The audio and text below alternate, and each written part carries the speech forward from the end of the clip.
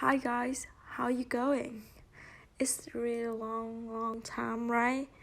I haven't updated anything lately, so yeah, back with the next part of cartoon series. So today I'm gonna tell you guys more detail which inside the cartoon software. So stay tuned and watch till the end. And first thing first, you need to start a connection. When you open the Cartoon, the Select module window will automatically show up as default setting, and it can be shown when you choose the file. Let's see, file, then open module or Control O for the shortcut. On the product tab, select the product you want to connect to, and this list can be sorted by any of the columns just by clicking on the heading like this.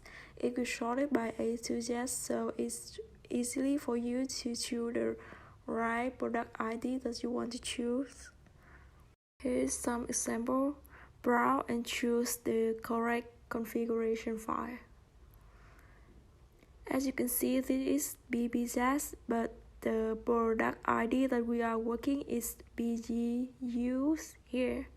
So we need to find the correct one. And open, the selected file path will appear, and that's it. Okay, on the data link, select your data link adapter and select which port on your PC the adapter is connected to in the device dropdown. So just click on automatically when you choose the right one.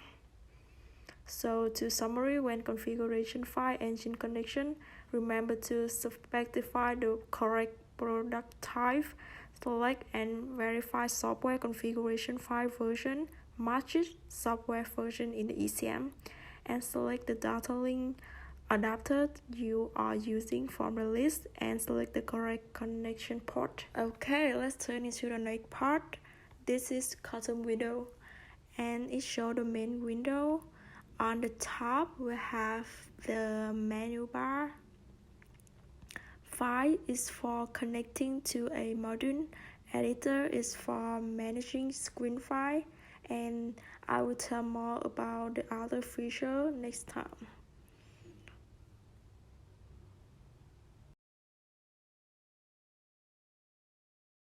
And the next line is the toolbar.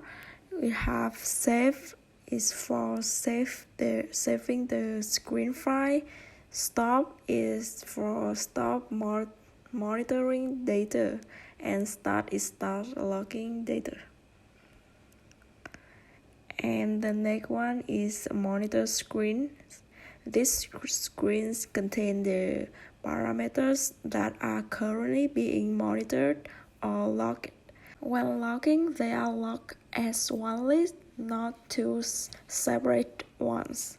They are displayed in this way to make it easier to see a number of parameters.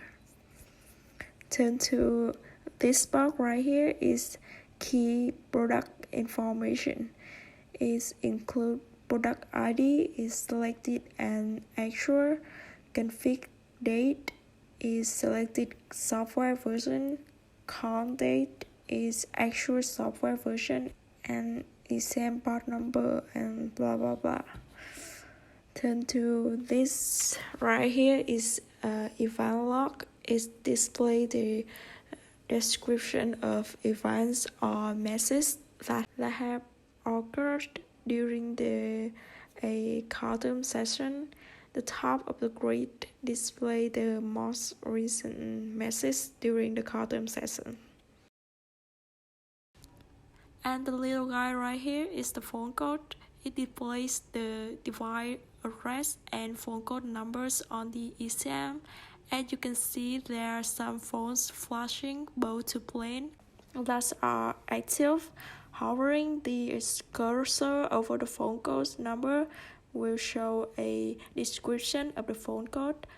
Just double click on the phone to bring up more information. And at the bottom, as you can see, is status bar. It had padlock. It ECM security stated is secure or unsecure. We have pen is the chain lock stated indicate if the quantum tool has permission to make changes within the module memory location. Next one is locking is on or green or off is red. And next one is connection stated. These areas display the module communication stated. When active, the icon blink green, and when inactive, a stop icon is displayed. And to be sum up, when working in Quantum, don't forget to ensure product ID selected matches product ID actual in production information section.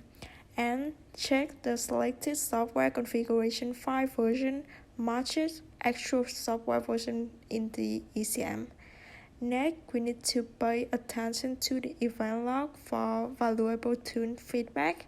And last but not least, it reference data bar to ensure module connection is active. So that is for today's video. Don't forget to like, share, and subscribe. Thank you.